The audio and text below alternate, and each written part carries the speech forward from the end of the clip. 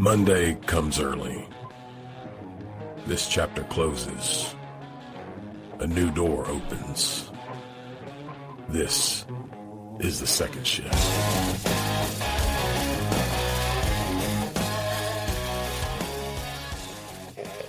I can't imagine anything worse than not having any kind of support systems. My support system is family. And if there's one message I want to get out to your listeners is if you have any problems, family-related problems, if for some reason you've drifted apart, or especially if you haven't gotten along with each other, please think about mending it. Old age is lonely. And family are the ones that know your history, and you can share stories. And it would be so empty if I didn't have all of them in my life and be close to them. And that's definitely helped keep me going.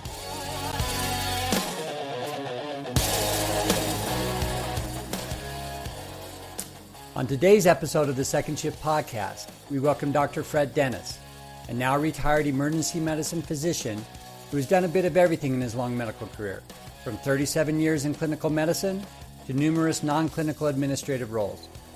He recently faced the biggest shift of all after his wife suffered some significant health problems just as they were about to enter those golden years that they had prepared so diligently for decades.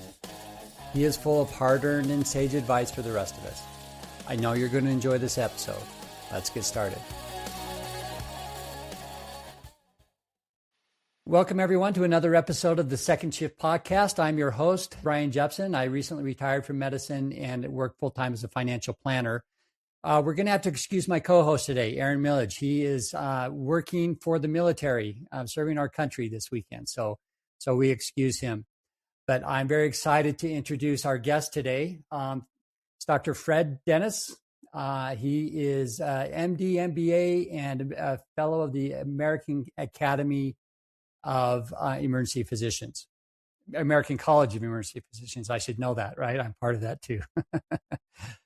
So, Fred, thank you for joining us. I want to talk a little bit about your bio first, and then we'll get into some questions and get into your story. I think you have a very interesting and impactful story that I'm sure a lot of our listeners are going to learn a lot from.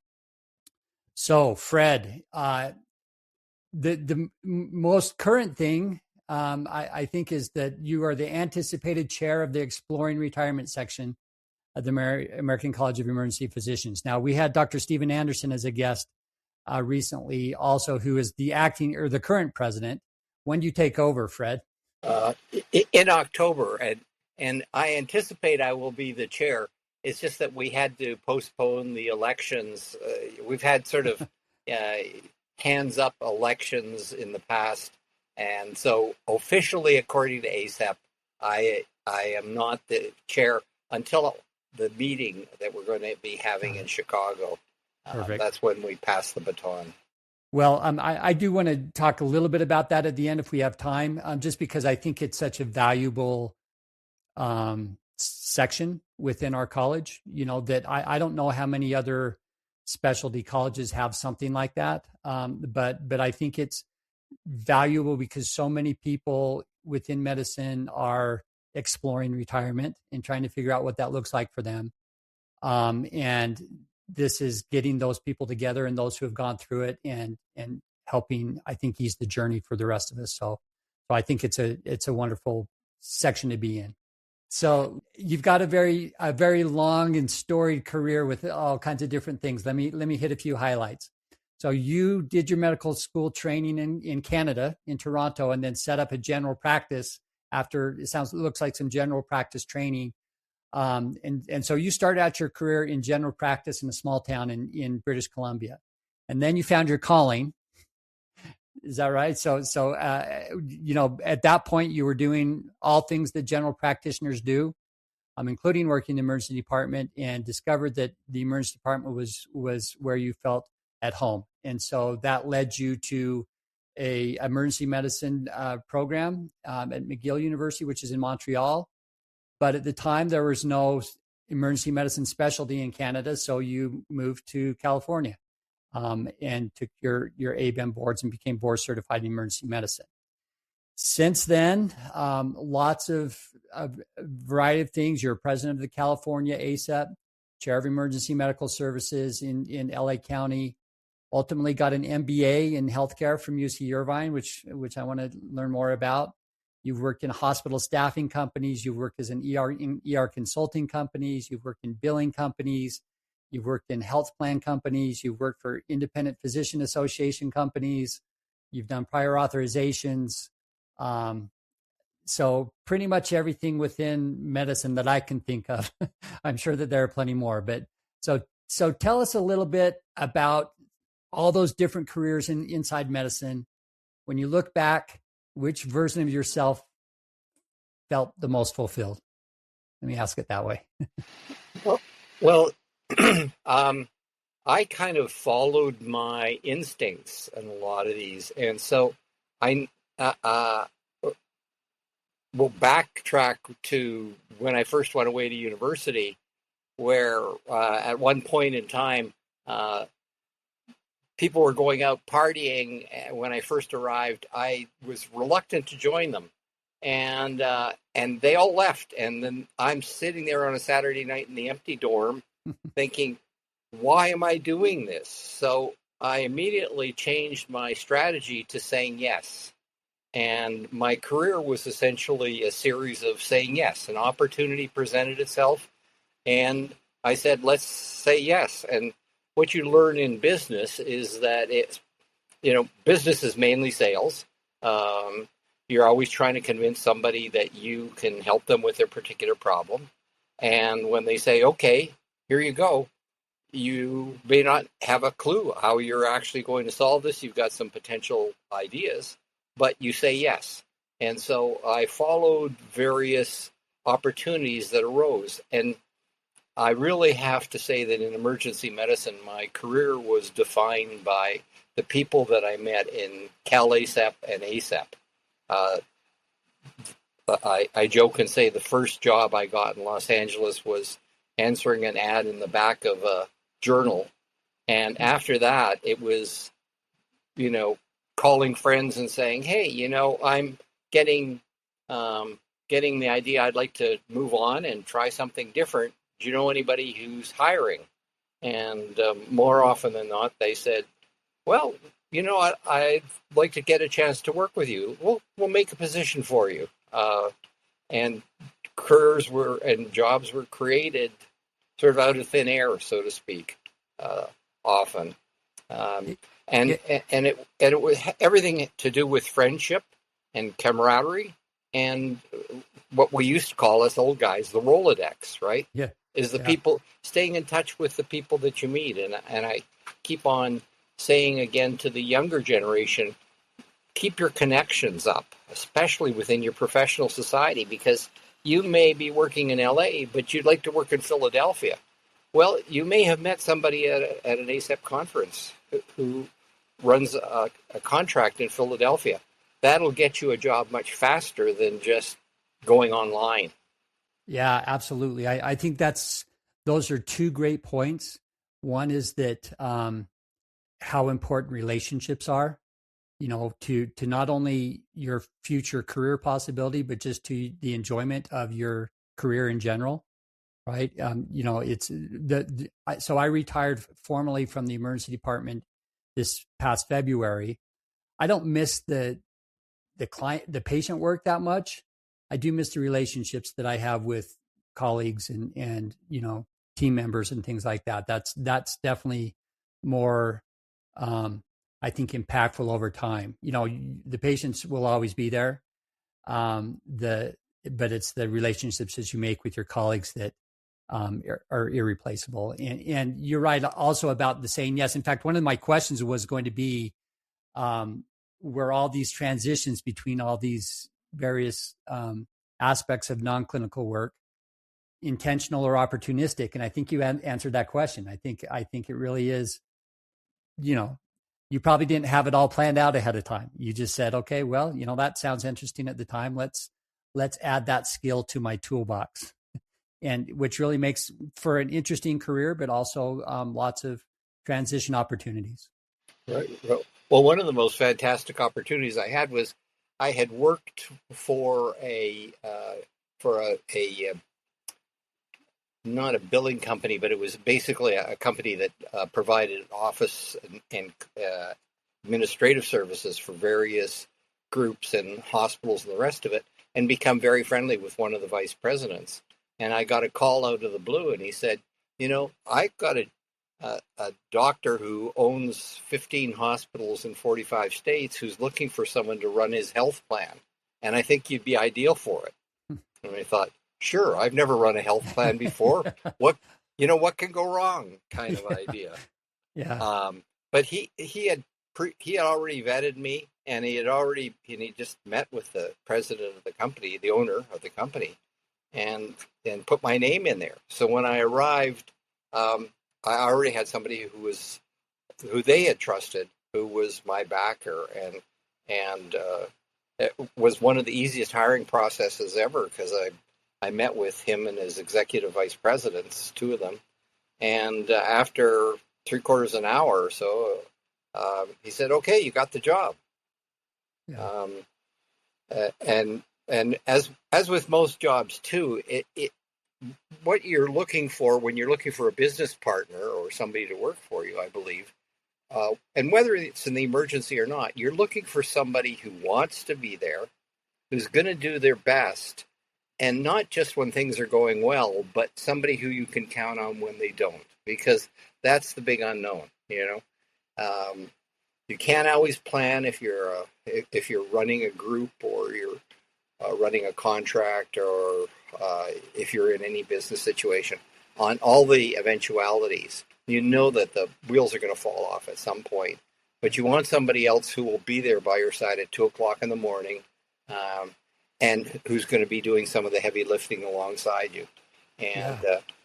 And so again, that's one of the other things that I tell people is that enthusiasm counts for a lot.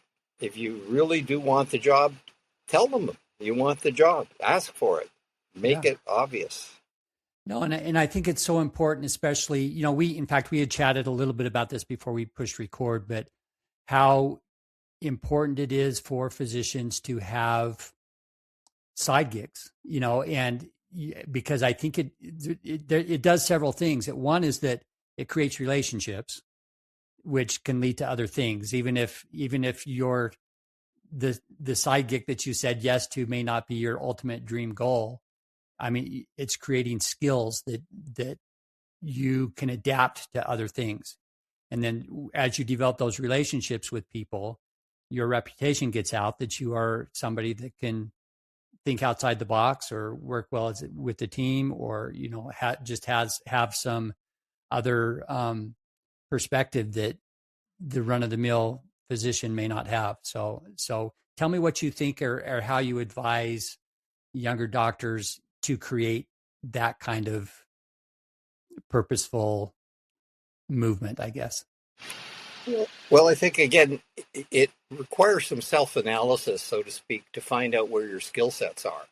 And sometimes we limit ourselves by thinking our skill sets are, I'm good at inserting central lines, or I'm good at teaching the paramedics.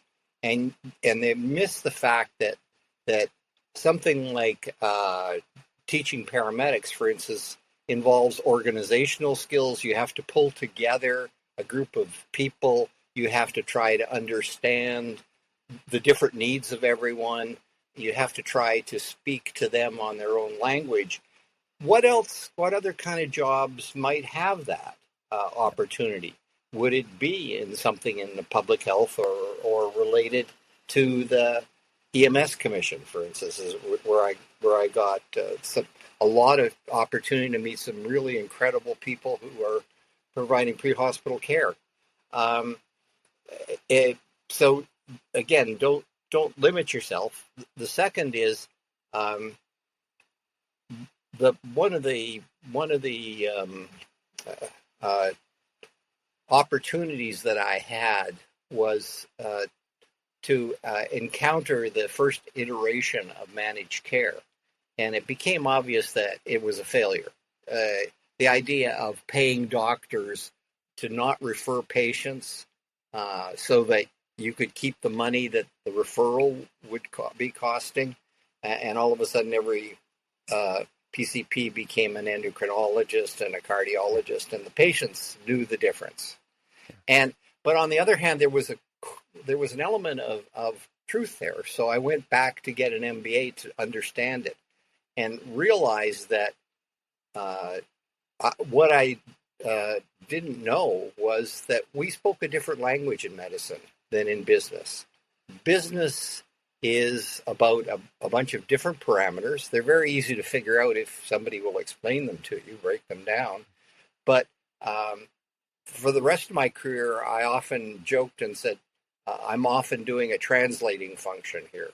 I'm taking the business case, what the business people want to achieve, and I'm turning it into language that the physicians and techs and ancillary personnel can understand. And then I'm taking their comments, which sometimes are, no, we can't do this, it's dangerous, and taking them back to the business people and say, you're going to fail because you're attacking them on a core level. I mean, they got into this because they wanted to make a difference with patients, and you're asking them to somehow subjugate that to a profit margin. They don't get it. It's not in their DNA to want to do that. And so translating back and forth and being a bridge between business and medicine was a lot of fun. And every job after I got my MBA had some element of that. Yeah. Well, and super important too. I mean, I think that if we had more physicians getting MBAs, getting on the business side of medicine, and bringing our perspective as providers to the business guys that look at patients in a different way than we look at patients. They're very numbers oriented and margins and bottom line. And sometimes when you're trying to take care of patients in the right way, you have to do some things that maybe aren't exactly the best thing from a business sense, because you're taking care of humans.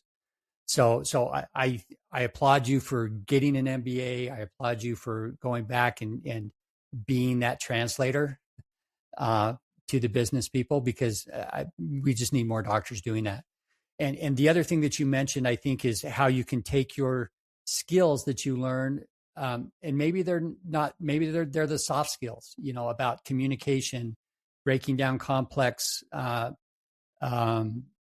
concepts into bite-sized chunks. That we learn that multitasking. We learn those skills as physicians that can then be applied to whatever else you decide to do, whether it's becoming a financial advisor or working in a health administration or working in a veterinary clinic, or startup, which is another part of what you have going on. But I think that that's an important part of that side gig school, if you will.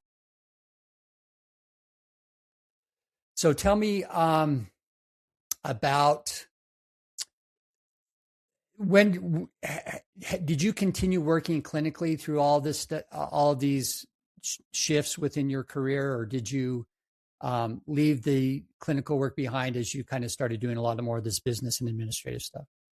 Yeah, I had a problem working clinical shifts, and as I started to get more involved administratively, typically meetings are held in the business world Monday to Friday, 9 to 5 kind of idea, in whatever time zone you're in. Yeah. And so I had to typically work my shifts on the weekends, my clinical shifts on the weekends, which was okay. But I found, for me, the magic number was 6. If I didn't do 6 clinical shifts a month, I was losing my timing. I was losing that intuitive approach that we take. I describe it as, you look into the crystal ball and it's all kind of cloudy, and then little points of light appear. And when you can connect dots to make a pattern, you move on to the next patient. And people sort of say, I somehow thought it was sort of more linear and more planning and the rest of it. But what I see it as, we're using a right and left side of our brain. We're using the knowledge we've accumulated and our impressions of the patients, and those good diagnoses we make are often a combination of those where something just doesn't fit here. There's a piece of the puzzle that it doesn't match. It's the voice inside your head that says, think again. Yeah. About what you're doing. Yeah. Yeah. Well, so anyway, I didn't want to lose my timing. I didn't want to be the boxer who shouldn't have fought the last fight. And so when my number got down low, and then one weekend I was working a shift, or scheduled to work a night shift on a Saturday night, and I got a call Saturday morning from the CEO of one of our hospitals who said, your director is not working out. He's got to be gone. And I said, okay, how long do I have to replace him? She said, I want you here on Monday morning to give him the bad news. I thought, thank you. Okay, I got to find a director. This was a Midwestern rural hospital, and she had very high goals and aspirations for her director. So she wanted a board certified emergency physician, and so I said, anything else I should know? She said, yeah, I want him to keep working here clinically because we need him. He's a really good clinician. And I thought, okay, not too much to ask. But so I had to line up, coverage for my shift. I had to get on a plane. I'll spend all day Sunday getting out there and prepping for the meeting on Monday and the rest of it. And I realized this was going to be increasingly a problem, which was working and administrative. So at that point, I willingly gave up the clinical part. I missed it a lot. I missed the fact that even though in emergency medicine we say, you need to have an arm that's long enough to pat yourself on the back because your patients are not going to do that. In business, or your hospital administrators mostly. In business, it happens much less frequently. No surprise. The number of compliments you get is it's like the expectation is you're going to do an excellent job. Don't screw it up, kid. Yeah. And so I really did miss that positive feedback from patients, because I think that kept me going for so many years through a lot of trials and tribulations when I was practicing clinically, which is the idea I am helping people. They do appreciate it. They are thankful. But when that started to happen, then I realized I had to do full-time administrative. And how far into your career were you at that point? Well, so let's see, 37 years. Oh, wow. Okay. So I had been, like I said, cutting down on the number of shifts as I was doing more administrative work, but I had a long career. Now, again, the beginning of my career started in a rural general practice, which is, catching babies and assisting in the operating room and managing fresh MIs in the ICU and all that sort of stuff. So when you made that full transition to administrative, did you have an identity crisis, or since you were still working within medicine, did it ease that a little bit? Well, I have to admit that for a while I said, how do I replace something as meaningful as this day-to-day affirmation that I'm helping people with something as kind of obscure as, am I making a difference in administration? Yeah. And I realized that if I was regional director over 5 hospitals, that if I could impact through something that was beneficial, if I could negotiate, if it was, say, a hospital group that was working for a multi-hospital company like a Tenet or an HCA or something like that, if I could impact something with HCA that would impact 4 or 5 different hospitals, then I would be impacting all the doctors who work there, and in turn impacting the patients. So if I could make the doctors' lives better by being the interpreter and being the champion and the ombudsman and the rest of it, then I could continue to make a difference. It was more nebulous, and I wouldn't see it on a day-to-day basis, but I knew that I would be making a difference. And so I kind of started to think I want to have a bit of a champion role here, and I may not always be popular with the company that I'm working for or whatever, because I may not be telling them what they want to hear. But on the other hand, I had never had trouble finding a job. So, what's the worst they can do? Fire me, right? Exactly. And sometimes you hope that happens. And getting back to the well, we sort of little touched on burnout. If burnout tends to happen when you're trapped, right? You have no exit. There's no exit strategy in mind. You always need an exit strategy if forever possible, whether it's just living off of your savings. You know this better than I do. I can't preach to a financial advisor about this, but you need to have a cushion financially, but you also need to keep your connections going so that if the milk goes sour here, you can start to develop a connection for another potential opportunity, and that gives you often the confidence to live through a tough situation without feeling trapped. Yeah, I mean, I think that's the power of financial independence, right? Is the ability to say no to stuff and walk away. So so now you're no longer trapped. Doesn't mean that you have to stop working. I mean, it just means that now your world is opened up because you can take risk in opportunities that otherwise you may not feel comfortable taking that risk in because you feel like financially you're not. I mean, you're tied to that particular role. So yeah, absolutely. Financial preparation helps create that career freedom that then you can align that to your values. So you can think of money as a tool to get you there. Yeah. And sometimes, sorry to interrupt you here. Not infrequently when I went from one job to another, I took a pay cut. Yeah. Because the job looked good. And I thought, I had learned to live not like a resident, but I'd learned to live within my means. Yeah. And not take expensive vacations unless I had a windfall of money to be able to do that, but not using debt to finance the fun stuff. Exactly. And so, and lo and behold, a year or two later, gosh, with bonuses and the rest of it, I was doing better financially than I had in the old one. And that's often the case, is that if you demonstrate value, you then will be able to get ahead. But if you're, I remember in my business school, they said, don't be a commodity.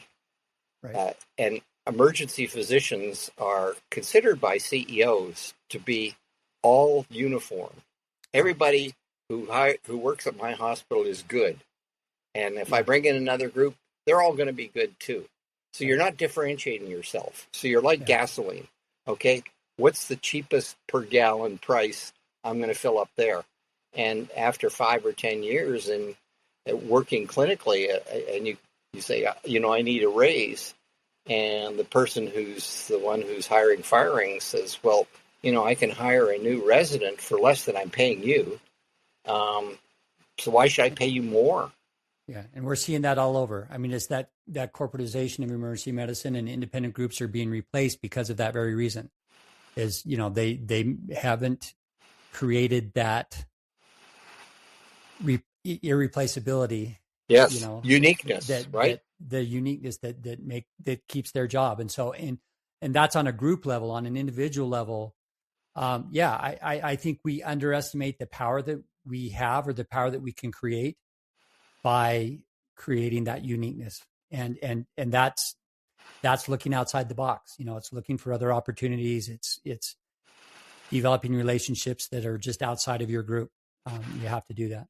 Well, so I'll kind of open the kimono here a little bit and say that, I was involved in not a lot, but a few takeovers where the group I was with took over a contract, and we would meet with the CEO before the contract changes hands and say, okay, who do you want to keep? Who do you want to go immediately?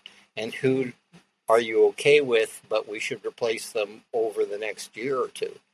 And I think docs are shocked by that thought that they may be considered like, which shoes do I want to wear today kind of idea. Yeah. But the attractiveness of physicians often has to do with their relationships with the staff. Hey, yeah. Do you get along well with the nurses? Do you get along well with the attending physicians? Those are the things that the CEO's listening to, because those are the people that run his business or her business. Sure. And so you want to be one of those people who they immediately say, oh, yeah, keep Brian. He's a great guy. I like him. I've met him. I mean, he saw my kid when the child came in with a, broken toe or whatever. But we're not. Yeah, definitely. The capacity as a physician or the skills as a physician is a given, right? I mean, right. That's not what separates you. That's considered a given. If you're credentialed, and especially if you're board certified, you should know how to take care of patients. It's how you deal and communicate with the team that different, or other skills that you bring to the table that differentiate you. Right. Yeah, for sure. Okay, I want to shift gears just a little bit and say, you've had a long career, you've had a long life within medicine. Looking at you as your, I don't know, let's say mid-career 40-year-old self, 45-year-old self, envisioning what your retirement was going to look like or what you thought it was going to look like. How did things change? How is it different in reality than what you thought it was going to be when you were 40? Well, first of all, when I was 40, one of the fortuitous things that happened is my wife was talking to she was cardiac rehab nurse, so she was talking to some of the business people who were she was seeing, and they said, do you have a financial planner who's helping you? And she said, well, we've got somebody who sells us stocks. And no, he said, a financial planner. And so lined us up with somebody who set me on a path for my retirement, who I wouldn't be able to retire. Automatic monthly withdrawals from my checking account into an investment account. And then we followed that strategy for our daughter when she wanted to when she was born. And that allowed her to graduate from vet school without any debt. So setting those things in progress early on was very important in terms of allowing not just assuming it's going to happen by default. Yeah, or necessarily assuming that I was a brilliant investor and I was going to make all the I was going to listen to the stock tips when we had a physician's lounge we would go to, right? And everybody that's the most dangerous place financially is the physician's lounge. Or I guess nowadays even TikTok, right? Or yeah, whatever, exactly. Where or wherever you're going to get your information from. But with me, retirement looked like it was going to be pretty calm. I was winding down. I'd gone through COVID. I'd been able to get a job where I was working remotely. And then one morning, I came back after driving my daughter and husband to the airport. And I went in to check on my wife. She hadn't gotten up yet. And I found her incontinent and unrousable, meaning she had a seizure, no seizure disorder, a generalized seizure, and was essentially unrousable. So I immediately called 911. They were going to divert. The local hospitals were on diversion. they were going to take her to this little tiny boutique hospital, which I said is not the place I want my wife to be. Yeah. So I talked to the head paramedic, and we kind of, did the secret handshake. And I said, I need to go to this local hospital, which is the best hospital. And he said, gee, I guess they just opened up. And so she got treated in the hall because, of course, there were not even any hall beds. But in front of the nursing station, they whisked her up for EEG and a CT scan, and the neurologist on call that day came down and said, this pattern resembles herpes simplex encephalitis that she's got. She's got specific problems with the parietal lobe on both the EEG and the CT. We're going to start her on acyclovir IV right now in the hall. And that probably saved her life, and certainly saved her from being in a vegetative state. If she did your advocacy to get her to the right place also. Yeah. Made all the difference. And so immediately my world was turned upside down. She was in a coma for a week. She was in and out of the hospital 5 times that first year for a total of 90 days. She was getting breakthrough seizures. It took every bit of my medical knowledge and the rest of it to kind of maneuver her through the healthcare system, which was an eye-opener about how complex and difficult it is, and how much all of the experience I had came to bear here. Imagine having to do that without the experience that. Exactly. It wouldn't have happened. I mean, she was having, when she got out of the hospital, she was having these spells. We didn't know what it was, but she would go to bed and be fine at night, and then wake up in the morning and be confused for about a day. And I finally took her to see a neurologist who was on call for her, regular neurologist who had just finished his epilepsy training as an epileptologist fellowship. And he said, she needs to go to the epilepsy management unit for a week and see whether and be wired up and see whether she's having silent seizures. I said, I'd never heard of an epilepsy management unit. He said, yeah, there's only 2 in Southern California, one where I trained and one at Cedars. And since I'd been working at Cedars, I pulled some strings and got her in there and found out she was having breakthrough seizures. Well, I didn't even know that as a emergency physician who worked at a bunch of different hospitals. The average person would have been, no, she would just continue to have them. But, she was a different person when she finally got out of the hospital. The disease process causes necrosis of the brain, so she lost short-term memory, has some expressive aphasia, executive functioning, and I miss her. I miss the wife I married. Yeah. How many years ago was this? So this was 2024 when it happened. So not very long ago. 23. 23 was when she had her. Just 3 years. Wow. And 3 years. And so so it's been a journey. She came home and did not adapt well to being at home. She didn't have her driver's license, so she couldn't drive, and we're in a kind of a little bit of an isolated urban community here in Los Angeles, and so there's no place to walk to, and the neighbors had all aged along with us, so nobody was communicating, and she was lonely. Yeah. So I finally overcame the negative feelings that we often have as caregivers, that I can provide the best care. Why would I let somebody else provide care when I can do a better job? She's currently in a memory care unit, which is 15 minutes away, and I see her every day. And that's when I completely retired, was realizing, why am I doing this? So I went to my financial planner and said, do I need to work? And he said, no, you don't. He said, you've Yeah. got enough of your savings and your lifestyle is easy enough that you don't have to work. Don't buy a Porsche though. Yeah. And No. and then we were lucky too. Early on, we got long-term care insurance when it was affordable. Like Mm, again, back in our 40s or 45 or whatever.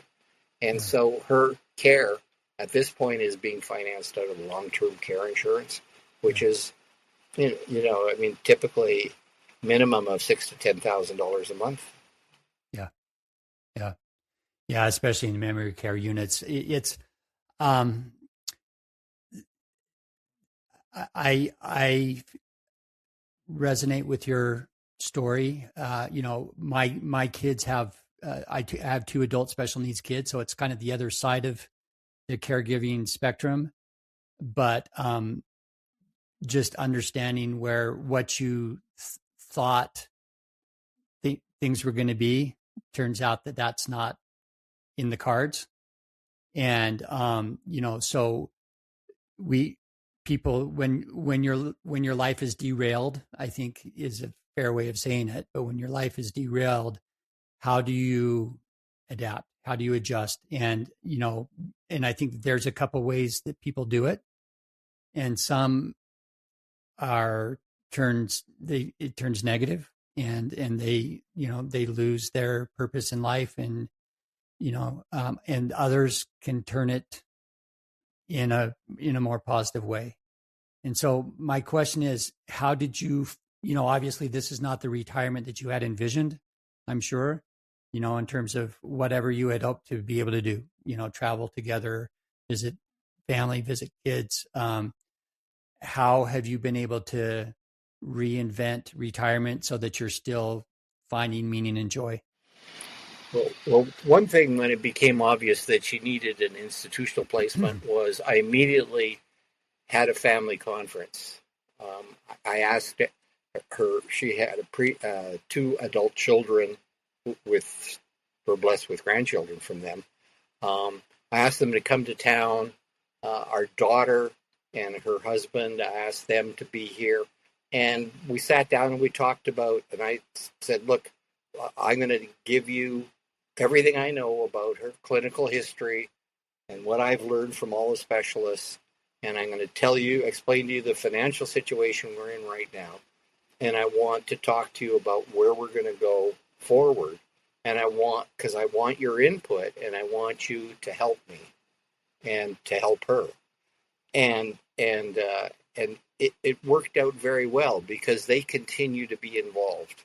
And I see them as my advisory board, so to speak. Yeah.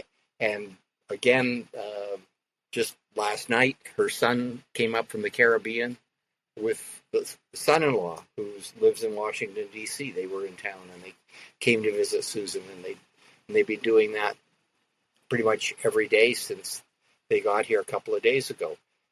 Because, again, she is precious to all of us. And so I don't feel alone. I can't imagine anything worse than not having any kind of support systems. My support system is family. And I really, if if there's one message I want to get out to your listeners, is if you have any problems, family-related problems, if for some reason you've drifted apart, or especially if you haven't gotten along with each other, please think about mending it. Old age is lonely, and family are the ones that know your history, and you can share stories. And it's just it would be so empty if I didn't have all of them in my life and be close to them. And that's definitely helped keep me going.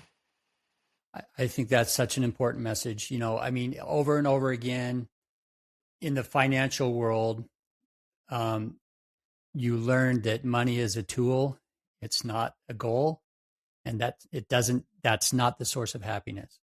And at the end, at the end of life, so the true source of happiness is the deep and meaningful relationships that you have with the people around you, whether that's your family, whether it's friends, whether it's colleagues. That's what keeps people going and makes their life meaningful. And, I love what you said about how important it is to create a team, especially if you are a caregiver. And again, I know that myself from my own personal experience, but that will become even more important as I age to the point where I can't, my wife and I can't be the ones to be the primary caregivers anymore. To create that team of people, whether it's family or non-family, but create that team of people that you can transition that care to, so that because you can't do it forever and you can't do it by yourself. And so it's such important message, and that also takes planning. So your retirement, I think one of the great messages from you is that yes, financial planning is important for retirement, but that's not the only type of planning that's important. It's life planning, it's transition planning, it's caregiving, it's all the other things. It's bringing your family in and being sure that they're included in all that. And so, yeah, thank you for sharing. Yeah. And also too, in my case, it was going from 60 to 0 in 5 minutes or 30 seconds when I realized my whole life was turned upside down. Yeah. And so treasure each day. It's a cliche, and the cliche doesn't really come home until you've had someone who's close to you who all of a sudden is gone. And unfortunately, as we age, we find that people who, for whatever reason, I think often just bad luck, are gone. And I just talked to them last week kind of idea. Well, do they know that you cared about them? Do they know, how important they were to you? Yeah. Yeah. There are no givens, right? There are Right. no givens in life. And if what you envision your retirement to be may not be what it is because of health or loss of life or all kinds of things. So you can't keep putting off those things that are important, that bring you meaning and joy, for some time in the future that may not happen. So I think a great lesson to just remember, live each and every day to the fullest, prepare for the future. You still have to prepare. But you might be missing out on a lot if you're only thinking about the future instead of maximizing your day. Awesome. Well, again, thank you for sharing that. I normally at the end of our conversations, we have what we call the reckoning. I don't know if you watched any other podcasts. I didn't, because I didn't want to be biased. I didn't want to sort of say, so I thought, no, you had mentioned you wanted to be as spontaneous as possible, and I appreciated that. Yeah. Good. No, I mean, it's been a wonderful conversation so far. Now I'll tell you that normally my colleague is the one who does the reckoning. So basically what the reckoning is just a few short answer questions that, there's no hedging. It's just like what comes first to your mind. And again, I'm going to look through a list of things and see which ones would be some good reckoning questions. Okay, actually, here's one. So I wrote a book called The Physician's Path to True Wealth. In your mind, after the life that you lived and the career that you have, how would you define true wealth? What does it mean to be wealthy? To me, it's not about money. It's about the people I met and the people I stay in touch with. And again, what I consider the true wealth is the friendships and the family. Part of the reason emergency medicine was so attractive to me is I got a chance to talk to people about things that weren't, a little bit tangential. You work for Rocketdyne. What's it like to be a rocket scientist? Kind of idea. Yeah. And I just enjoy people and finding out about people. And to be true wealth is to be able to have those sort of experiences. It's not about he who dies with the most toys wins. Yeah. And I actually find that really interesting because the more people that I ask that question or basically talk to about finances, the older you get, the less money means, the less stuff matters. And the more relationship and experiences and things like that are what really make a difference in life. And so, obviously you want to have the money that will help sustain you and give you the optionality that you want to be able to create those opportunities. But that's why it's a tool and not the goal. Yeah. So thank you. Okay. Here's the next question. What advice would you give physicians approaching retirement who are anxious about losing identity or relevance? Make sure that you do some serious thinking on this topic, and I think it's an excellent one, excellent question. Is if you haven't planned to do more than just golf, you're going to die sooner. The research is absolutely strong on this. If you lose your sense of personal identity, I have lots of identities, as you could tell from the various jobs that I've had and the rest of it. So I was lucky. I kind of learned how to put on different hats, kind of idea. But again, if you stick with all of us should actually have like a mission statement and a vision statement about what we want to do. And I'm just looking here. I have a little thing posted on the wall here. Embrace life, gentle with all, never ever regrets.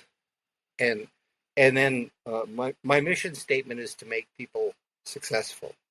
So in my retirement, I find meaning in trying to help people, even if it's not anything to do with medicine, even if it's just, go to the dry cleaners and say, there's a better way you could be hanging those clothes. Well, lots of times I think they think, what the hell is he talking about? I didn't ask for that information. But again, you find meaning sometimes in the funniest places, and you find often, as we did during our careers, that you can make a difference in people's lives when you didn't even notice that what you said, that one comment, changed their life or changed their path. So think about how you can continue to do what we went into this calling to do, which is to help people.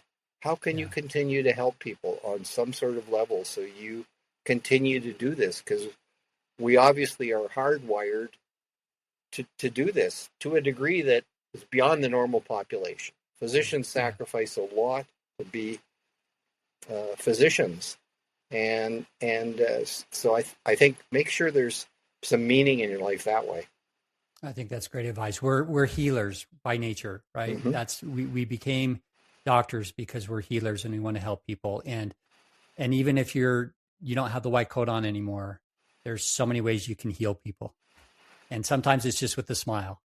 And just making their day a little bit better. So I think that being purposeful about that, I think is how you don't lose your identity as a healer, because you don't need to when after you're retired. So great advice. Okay, here's the third question. What do you wish your 35-year-old self understood about career and life?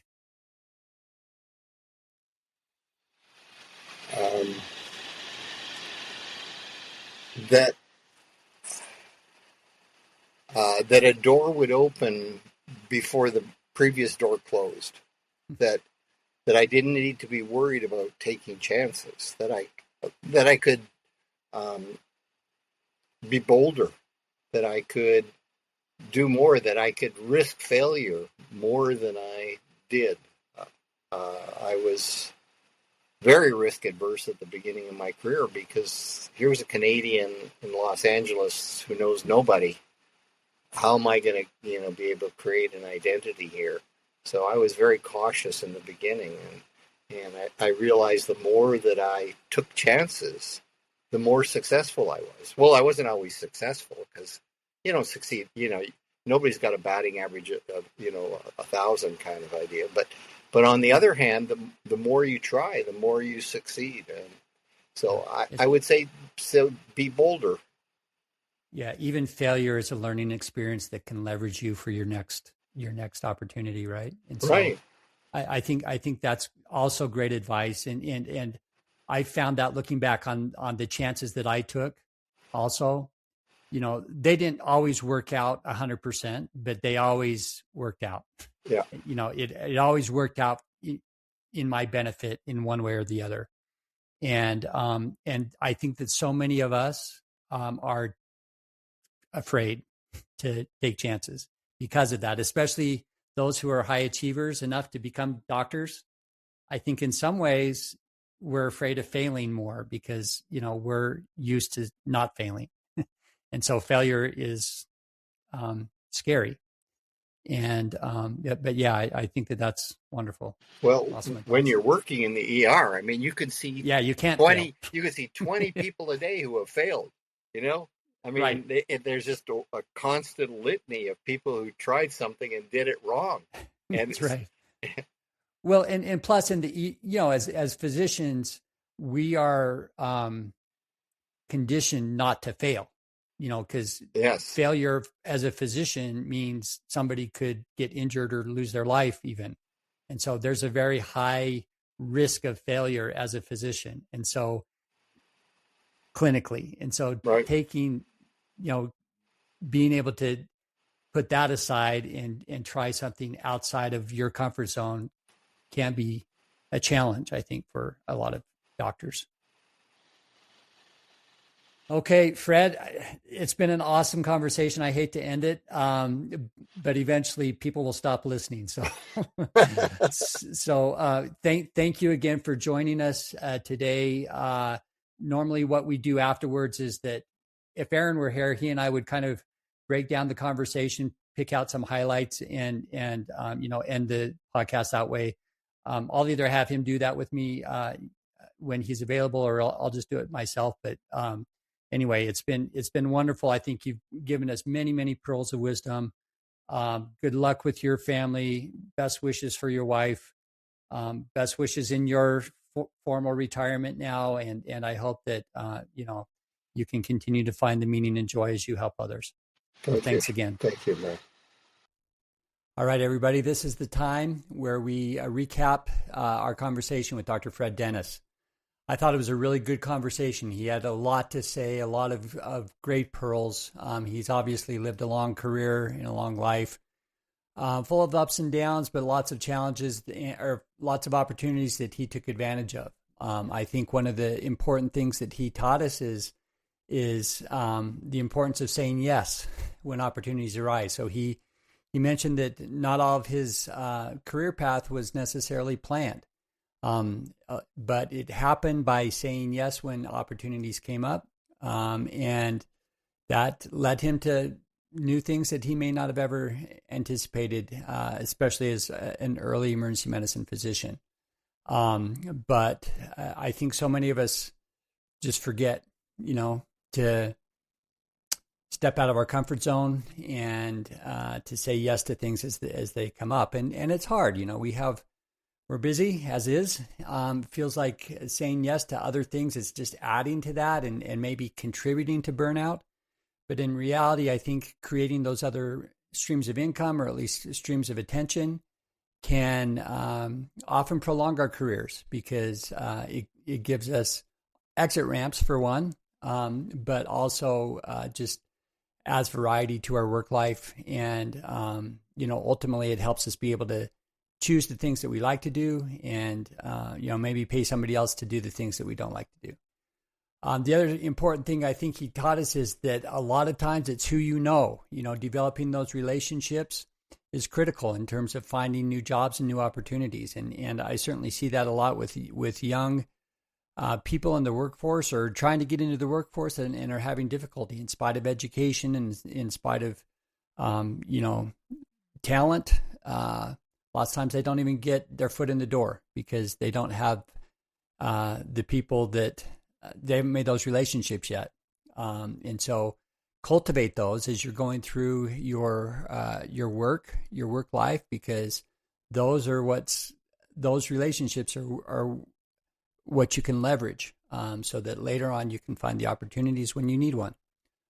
He was a great example of how if he started getting bored in his career, it sounds like he just called somebody up and said, "Hey, what kind of opportunities do you know about?" Or and lots of times those were just created for him because those people wanted to work with him. That kind of leads me to my next point about, and I don't know if this is a word, but I'm gonna say it anyway. Decommoditize. You know, lots of times, and more, it seems that physicians are becoming commodities, and certainly are commodities to the business folks that are making decisions about your career and the hospital that you work in. Sometimes there's nothing that you can do about those transfers, but when it happens, and if you're bought out, and you know, and that new company is asking who they should keep and who they should let go, you know, set yourself apart by adding broader skills than what is expected by any physician that would fill your role, but also by forging good working relationships. I found that for sure is that, you know, if you ask nurses or techs or some of the other members of the team who they like to work with, they don't shy away from answering that question. And they know who the doctors are that that the patients like, that communicate well, and that work well as a team. And that, I think that goes with any career, you know, whoever your team members are. You set yourself apart by being a good team member and a team leader. And so that will help you keep a job and will help you find new ones if you don't just become a commodity to those people who are making decisions above you.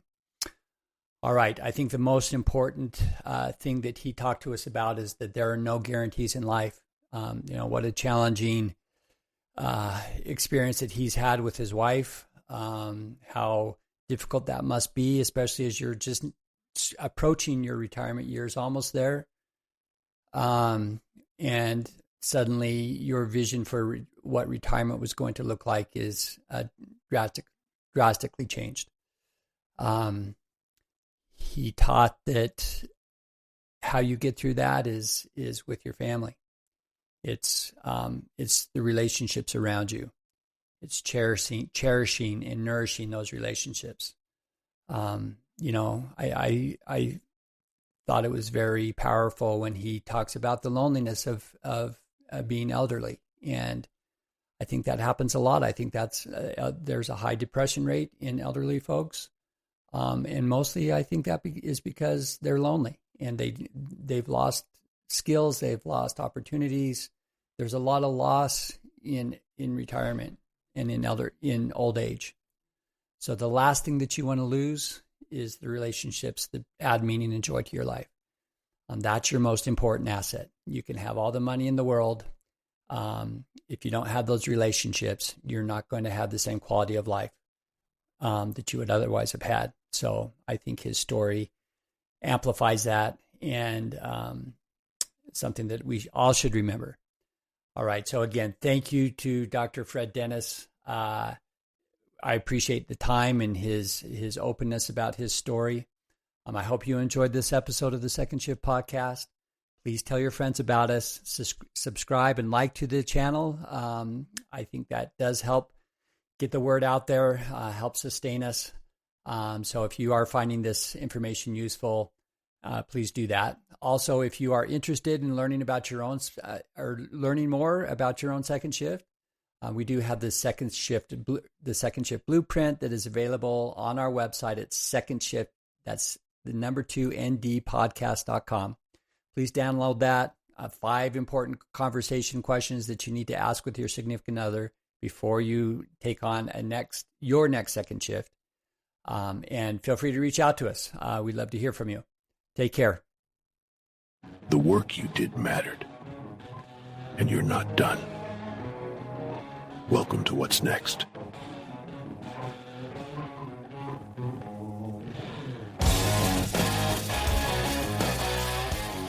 Thank you for listening to The Second Shift. If this conversation landed with you, please download our free guide called The Second Shift Blueprint. 5 questions you and your partner should discuss before any major transition. Get it at secondshiftpodcast.com. That's number 2 ndshiftpodcast.com. And if you're approaching a transition and want to talk through the financial strategy, we offer a complimentary 30-minute Second Shift audit. Details are at secondshiftpodcast.com/audit. Join us next week for another great episode. And remember, your life and identity doesn't end with retirement. It's just entering its second shift. The content shared in this podcast is intended for educational and entertainment purposes only and should not be considered personal financial advice. You should always consult with a financial professional to determine what is appropriate for your individual circumstances.